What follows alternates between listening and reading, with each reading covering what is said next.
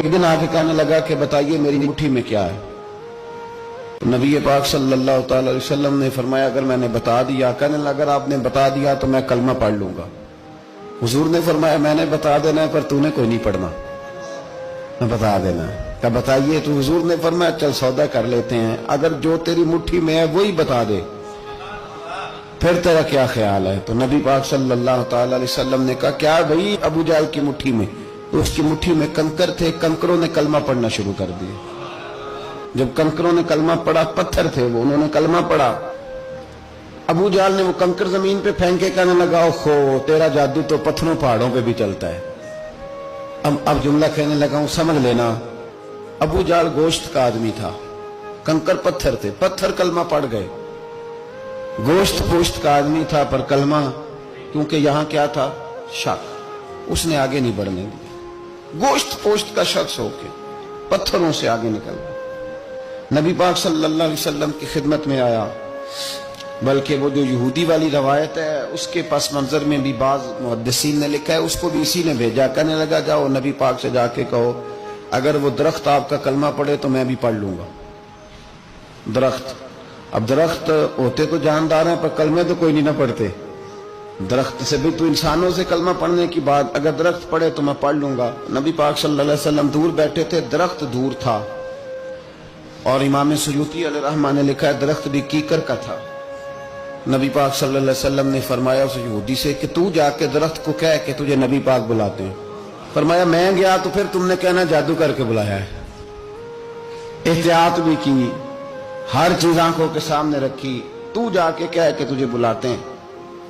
وہ بندہ گیا، جا کے کہنے لگا، اور امام سیوطی نے اس کو لکھا ہے، کہنے لگے اس نے نبی پاک کا نام بھی نہیں لیا، کیونکہ ابو جہل اینڈ کمپنی کو پتا تھا کہ مصطفیٰ کے نام میں بھی بڑی برکت، خالی نام بھی نہیں لیا۔ کہنے لگا درخت وہ جو سامنے بیٹھے ہیں نا وہ تجھے بلا رہے، نام نہیں لیا حضور کا، وہ جو سامنے بیٹھے ہیں نا، جاءت لدعوتہ الاشجار ساجدۃ، امام بوصیری کہتے ہیں درخت آیا اور سجدہ کرتا ہوا، زمین چیرتا ہوا آیا۔ کس طرح آیا؟ پہلے آگے جھکا، پھر پیچھے جھکا، دائیں جھکا، بائیں جھکا۔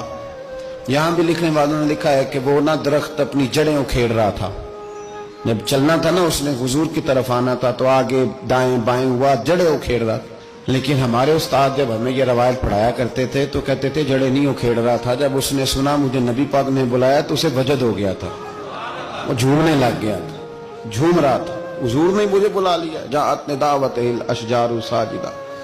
تو درخت آیا، اس نے آ کے نبی پاک کو سجدہ کیا، لکڑی کا بنا ہوا درخت ہے،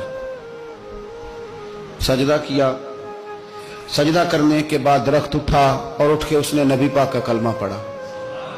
وہ جس کو ابو جہل نے بھیجا تھا نا یہودی، وہ درخت کی حالت دیکھ کے کلمہ پڑھ گیا، وہ کلمہ پڑھ گیا، لیکن یہی بے ایمان کہنے لگا اوئے ہوئے ان کا تو درختوں پہ بھی جادو چلتا ہے۔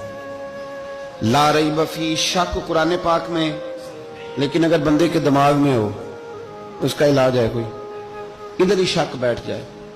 میں شادی مثال دیتا ہوں کہ سامنے دیوار صاف ہو لیکن گرد اگر آئینے پہ پڑی ہو، دیوار صاف کرنی چاہیے کہ اینک کا شیشہ صاف کرنا چاہیے؟ ساری زندگی لوگ دیوار صاف کرتے گزار دیتے، ساری زندگی تراش خراش کرتے گزار، اپنی مرضی کی پینٹنگ کرتے گزار دیتے ہیں، پر اپنی آنکھ کی پتلی صاف نہیں کرتے، آنکھ کی پتلی صاف نہیں کرتے۔ کسی نے حضرت رومی سے کہا تھا حضور دنیا میں کوئی اچھا ملتا نہیں، فرمانے لگے تھوڑا رونا شروع کر تاکہ تیری پتلیاں وضو کر لیں، وضو کر لیں، وہ انہیں پتہ چل جائے کہ کتنے صاف ستھرے لوگ دنیا میں پائے جاتے۔ تو بھائی شک، ابو جہل پھر آ گیا، کہنے لگا اگر آپ چاند کے 2 ٹکڑے کر دیں تو میں کلمہ پڑھنے کو تیار۔ اچھا یہاں بھی بڑی مزے کی بات ہے، اللہ نے پہلے کہہ دیا نبی پاک کو کہ ان الذین کفروا سواء علیہم انذرتہم ام لم تنذرہم لا یؤمنون، محبوب یہ جن کی قسمت میں کفر ہے نا، آپ انہیں ڈرائیں چاہے نہ ڈرائیں، یہ ایمان نہیں لائیں گے۔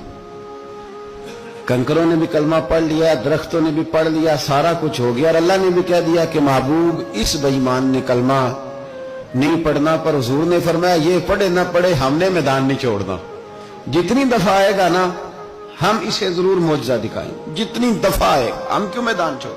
آگے کہنے لگا جی اگر چاند کے 2 ٹکڑے کر دیں تو اقتربت الساعۃ وانشق القمر، تو نبی پاک صلی اللہ علیہ وسلم نے انگلی کا اشارہ کیا، چاند 2 حصوں میں بٹا۔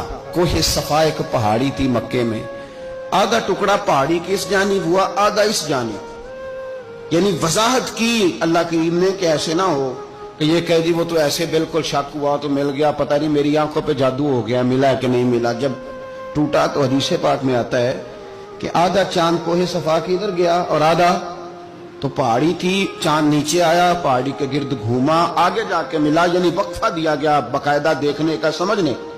پوری دنیا میں جتنے لوگ اس وقت چاند دیکھ رہے تھے، ہندوستان تک روایتوں میں ملتا ہے کہ لوگوں نے گواہی دی کہ ہم نے چاند ٹوٹتے دیکھا ہے۔ زمانہ مان گیا، لوگوں کی چیخیں نکل گئی، لوگ قدموں میں گر گئے، پر وہ جس کے دماغ میں شک تھا نا وہ نہیں مانا۔ شجر و حجر پہچان گئے پر انسان کی نظروں میں شک ہی رہا۔ دنیا میں سب سے مجبور، کمزور، بزدل، کم فہم بندہ وہ ہے جس کے دماغ میں شک